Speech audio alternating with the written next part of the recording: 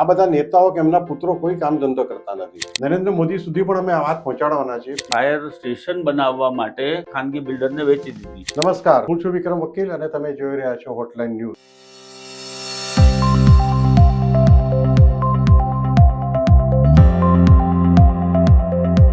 એવા મોટા સમાચાર છે જે મોટે ભાગનો આપણે મેઇન સ્ટ્રીમ મીડિયા કહે છે એને અવોઇડ કર્યા છે, પરંતુ એક ખૂબ જ મોટો આક્ષેપ ભાજપના મિનિસ્ટર અને એમના કુટુંબ પર થયો છે.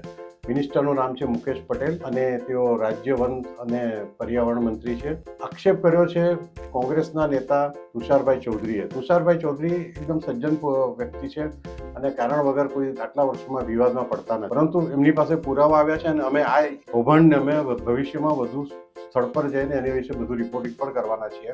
પણ એમનો આક્ષેપ છે કે આ મુકેશ પટેલના સગાઓને એને મળીને 3,475 કરોડનો ઘોટાળો કર્યો છે. આટલી મોટી રકમ છે અને મૂળ વાત એ હતી જે જગ્યાએ એમને સબસ્ટેશનનું નિર્માણ કરવા માટે જગ્યા માંગી હતી, 3 ગામ ટકાર, ગોલા અને રાજનગર 3 ગામ છે અને ત્યાર પછી જાહેરનામું પણ બહાર પડ્યું હતું. ચાલ છે કે જે જમીનનું સંપાદન થાય એને બિનખેતીની જાહેર કરવામાં આવે, પરંતુ જે જમીન ફાઇનલી જે નક્કી થઈ એની જગ્યાએ આ બિનખેતીની ખેતીની થઈ ગઈ અને આ સબસ્ટેશન બીજી કોઈ જગ્યાએ બીજા કોઈ ગામમાં બનાવવામાં આવ્યું. તો આ બધા જમીનોની માર્કેટ વેલ્યુ ગણો તો 3,475 કુલ જે બીજા બધા જમીન ગોટાળા કર્યા છે મળીને આટલી રકમ થાય છે. હવે આપણે આજે એ વિચારવાનું છે ભાજપ પોતાની જે કારણે સત્તા પર આવ્યો છે, પાર્ટી વિથ અ ડિફરન્સ, ચોખ્ખો પક્ષ, એની સામે આજે નરેન્દ્ર મોદીને મોઢું ઢંકાવવું પડે એ રીતના કાર્ય ગુજરાતના ભાજપના નેતાઓ કરી રહ્યા છે, મંત્રીઓ કરી રહ્યા છે. નરેન્દ્ર મોદી સુધી પણ અમે આ વાત પહોંચાડવાના છીએ. પીએમ ઓફિસ સુધી પણ આ વાત જશે, પુરાવા સાથે જશે, કારણ કે એમને પણ ખબર પડે કે ગુજરાતમાં કેવા લોકોને એમણે મંત્રી બનાવે છે અને આ મંત્રીમંડળમાં જ્યારે ફેરફાર થશે ત્યારે આનાથી કે સારા માણસો નથી આવવાના એ પણ નક્કી છે. પરંતુ મુકેશ પટેલની વિદાય નક્કી મનાઈ છે અને વિદાય નહીં થાય તો પણ એ ભવિષ્યમાં આ રીતે તેમની કાર્યવાહી ચાલુ રહેવાની છે. આ બાબતે આપણી સાથે ચર્ચા કરશે જાણીતા પત્રકાર કિરીટભાઈ ત્રિવેદી. કિરીટભાઈ, આપનું સ્વાગત છે. જી, ધન્યવાદ. કિરીટભાઈ, આપણે તો એમ માનતા હતા બધા કે ભાજપ પ્રામાણિક પક્ષ છે અને ભાજપના રાજમાં તો કૌભાંડ થતા જ નથી, એવું એક પરસેપ્શન હતું, એક ધારણા હતી લોકોની. પરંતુ આ દક્ષિણ ગુજરાતમાં પણ આ ઉપરાંત પણ બીજા ગોટાળા બહાર આવ્યા છે, પણ આ તો ખૂબ જ મોટી વાત છે. બહુ મોટી વાત છે સાહેબ કે ઇલેક્ટ્રિસિટી માટેની એ જમીન સંપાદન હતું અને ત્યાં ગ્રીડ સ્ટેશન બનાવવાના હતા. એને માટેની 3 ગામની જમીનો સંપાદનમાં લેવામાં આવી અને ત્યારબાદ એ સંપાદન આખી વાત હવામાં રાખી અને ઓલપાડ નજીક એ જમીન સંપાદન કરી લેવામાં આવી અને ત્યાં આખું એનું નોટિફિકેશન પણ બહાર પડી ગયું. એટલે ખૂબ ગંભીર બાબત છે આ. બીજું, આપણે કહ્યું કે ભારતીય જનતા પાર્ટીના કૌભાંડો બહાર નથી આવ્યા. કૌભાંડો થયા છે એટલા કે કયા કૌભાંડ બહાર નહીં આવે. તમે જુઓ, દરેક ગામની ગૌચર જમીનો ક્યાં ગઈ? બધા જ ગામની ગૌચર જમીનો હતી. છેલ્લા ઘણા વર્ષોથી ગૌચર જમીનો હતી. એ ગૌચર જમીનો ઉપર આ ભાજપના જ કેટલાક માફિયાઓના કંટ્રોલ છે. એ લોકોએ બધી જમીનો વેચી મારી છે, હેતુફેર કરાવીને જમીનો વેચી મારી છે અથવા તો બીજી રીતે પચાવી પાડી છે. ઘણા બધા કિસ્સાઓમાં ગેરકાયદેસર કબજો છે આ જમીનો ઉપર, જેને ખાલી કરાવવામાં નથી આવતો. નેશનલ હાઈવે ઓથોરિટી માટેના રિઝર્વેશનની અંદર પણ સંખ્યાબંધ ગોટાળાઓ અને ગફલા થયા છે. એવા પણ આક્ષેપો છે કે એમાં પણ સીધા હેતુફેર અને જે જમીનો કપાતમાં જતી હોય એના સિવાયની જે જમીનો હોય એ પણ બધી ખેડૂતો પાસેથી પડાવી લેવામાં આવે છે સંપાદનના નામે અને પછી એ પ્રાઇવેટ પાર્ટીઓને હેતુફેર કર્યા વગર વેચી દેવામાં આવે છે. ઘણા બધા એવા કિસ્સાઓ છે, ઘણી બધી ફરિયાદો. સુરત શહેરની નહીં, દક્ષિણ ગુજરાતની નહીં, પરંતુ સમગ્ર રાજ્યની અંદર આ સમસ્યા છે વિક્રમભાઈ. અને જે આ ઓલપાડની જે ઘટના છે એ તો માત્ર ને માત્ર એક હિમશોલાની ટોચ સમાન છે. એમાં કંઈ વધારે આટલાથી મોટું કૌભાંડ નથી, પરંતુ આના કરતાં પણ મોટી જમીનો તમે જુઓ તો રાજ્યના જે મુખ્ય મથકો છે, અમદાવાદ છે કે વડોદરા છે, રાજકોટ, સુરત, ભાવનગર કે જામનગર, જુનાગઢ, એની પેરીફેરીમાં આવતી જે મહાનગરપાલિકાઓ જાહેર થયા પછી એની પેરીફેરીમાં આવતી જમીનોમાં પણ બહુ મોટા ગફલા કરવામાં આવ્યા છે. સુરત શહેરની જ આપણે વાત કરીએ તો સુરત શહેરમાં આપણે યાદ હોય તો વિક્રમભાઈ, તક્ષશિલા અગ્નિકાંડ થયો હતો અને ફાયર સ્ટેશન ત્યાંથી દૂર હોવાને કારણે ફાયર ફાઈટરો મોડા પહોંચ્યા હતા.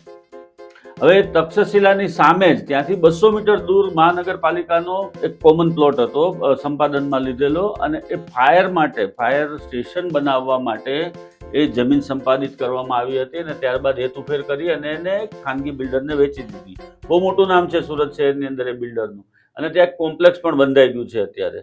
તો તમે વિચાર કરો કે તમે આ 23-24 ભૂલકાઓ જે એક્સપાયર થઈ ગયા તક્ષશિલામાં, જો તમે હેતુફેર ન કર્યો હોત અને ત્યાં જ એ જગ્યાએ જ ફાયર સ્ટેશન હોત, તો એનાથી 200 મીટર 300 મીટરમાં, તો કેટલી ઝડપથી પરિસ્થિતિ કાબૂમાં આવી હોત અને કેટલા બધા આપણા બાળકોને આપણે બચાવી શક્યા હોત. આવું તો સંખ્યાબંધ સ્થળે આવા પ્રકારની ઘટનાઓ બની રહી છે. અબ્રામાની અંદર પણ આવા જ પ્રકારની મગજમારીઓ છે. બધી જમીનો સંપાદનમાં લીધા પછી પોતાના મળતિયા બિલ્ડરોને માટે ફ્રી કરી દેવામાં આવે છે, એ લોકોને વેચી દેવામાં આવે છે. તો આ ક્યાં સુધી ચાલશે આ ખેલ? બધા આ જમીનોના કૌભાંડો આ માફિયાઓ ભેગા મળીને કરી રહ્યા છે, ક્યાં સુધી ચાલવાના? પ્રજા કેટલો સમય સહન કરશે તમને? હવે એ પણ એક સવાલ છે. અને ઓલપાડ વાળી જે વાત છે એની વાત તો 100% વિધાનસભાની અંદર આ પ્રશ્ન પૂછવામાં આવ્યો છે અને વિધાનસભાની અંદર આ પ્રશ્ન ઉઠ્યો છે, એટલે એના પડઘા તો દૂર સુધી જવાના છે, એ વાત નિશ્ચિત છે. જી કિરીટભાઈ, અને બીજી વાત આપણે કરીએ તો ખરેખર તો ભાજપના નેતાઓ સત્તામાં આવ્યા એ પહેલાં એમની પાસે કેટલી મિલકતો અને કેટલી આર્થિક સમૃદ્ધિ હતી, અને 10 વર્ષથી જ આપણે, ચાલો એમ તો 30 વર્ષથી ગણીએ, પણ છેલ્લા 10 વર્ષથી જ જે મંત્રીઓ બન્યા છે, પક્ષમાં હોદ્દા પર બેઠા છે, એ બધાની મિલકતો તમે જુઓ તો મહેલો જેવા મોટા મોટા મકાનો બનાવી દીધા છે. અને આ બધા નેતાઓ કે એમના પુત્રો કોઈ કામ ધંધો કરતા નથી, આખો દિવસ ઉદ્ઘાટનો કરવામાંથી ઊંચા નથી આવતા, અને વિવિધ સમારંભોમાં જઈને મુખ્ય અતિથિ તરીકે શોભાવે છે. તો આ બધા કામ શું કરે છે આટલા બધી કમાણી કરવા માટે? સામાન્ય મધ્યમ વર્ગનો માણસ રોજના 12 કલાક કામ કરે તો પણ માંડ 2 પાંદડે થાય છે. તો આ લોકો તો કંઈ કામ કરતા જ નથી, કોઈ બિઝનેસ નથી, એ લોકોનો કોઈ કામ ધંધો નથી. તો આ મહેલ જેવી ઓફિસો, મહેલ જેવા બંગલાઓ કઈ રીતે બનાવતા છે એની તપાસ પણ. અને કિરીટભાઈ, હું માનું છું કે માની લો કે આ ભાજપને માને છે કે એવું સાચું પણ છે કે અમે લાંબો સમય સુધી હજુ સત્તામાં રહેવાના છે, પણ ન કરે નારાયણન અને આવતીકાલે ધારો કે આમ આદમી પાર્ટી કે કોંગ્રેસ સત્તામાં આવે અને આ લોકોને બધાની ઇન્કવાયરી બેસાડે તો આમાંથી અડધા જેલમાં જઈ ગયા હોય છે. ચોક્કસપણે જે ધારાસભ્યોએ ફોર્મ ભરતી વખતે જે ડિક્લેરેશનમાં 5 કરોડ 10 કરોડ કે 25 કરોડની મિલકતો બતાવી હતી, એ લોકો બીજી વખત ફોર્મ ભરે ત્યારે 250 કરોડ થઈ જતા હોય છે. અને એમના પત્નીના નામે પણ ઘણી બધી મિલકતો આવી જાય છે, એમના બાળકોના એટલે સંતાનોના નામે પણ મિલકતો આવી જતી હોય છે. આ બધું આવે છે ક્યાંથી? આ જમીનોના કડદામાંથી આવે છે. બીજી રીતે જે ભ્રષ્ટાચાર થાય છે, ખાસ કરીને આપણે આ બાજુ જમીનો ઉપરાંતની વાત કરીએ તો કોન્ટ્રાક્ટરો પાસેથી પૈસા પડાવવામાં આવે છે.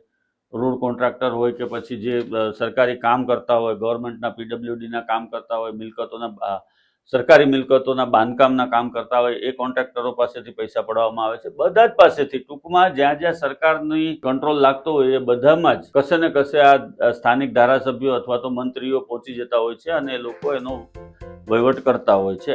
આ હવે જગજાહેર વાત થઈ ગઈ છે. સુરતની અંદર આટલા મોટા સરકારી જમીનોની ઉપર ઝીંગા તળાવો છે. એરપોર્ટ ઓથોરિટીએ પણ એની નોંધ લીધી છે. ઓલપાડ તાલુકામાં છે.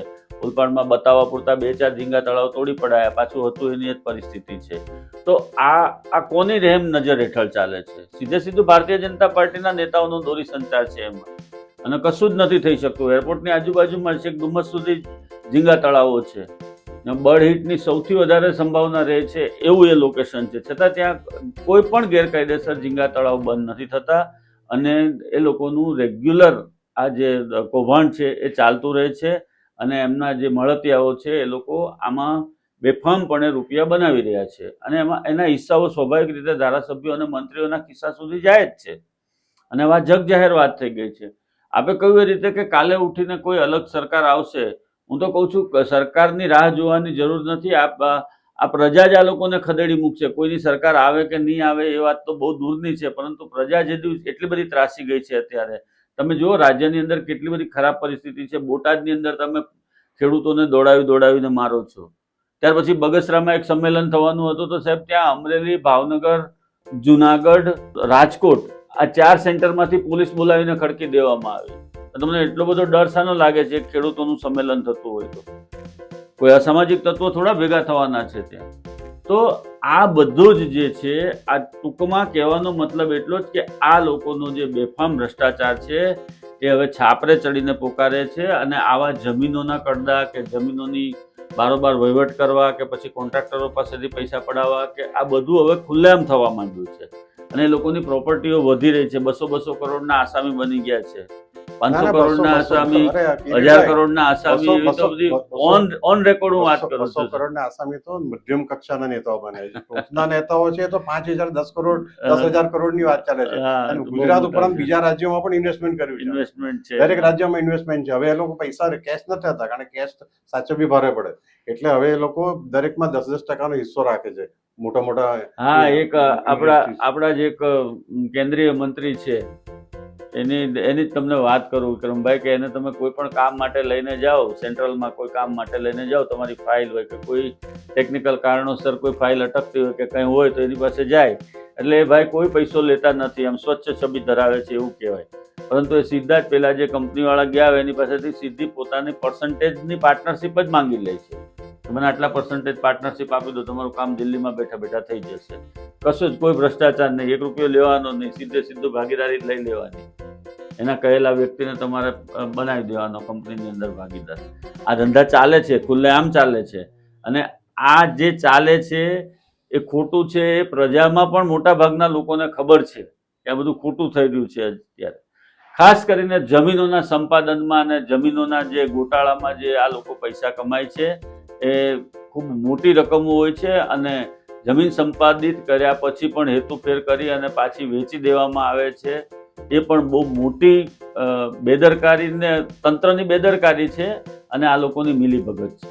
એટલે આ વસ્તુ ગમે ત્યારે હજી પણ જાહેર થશે.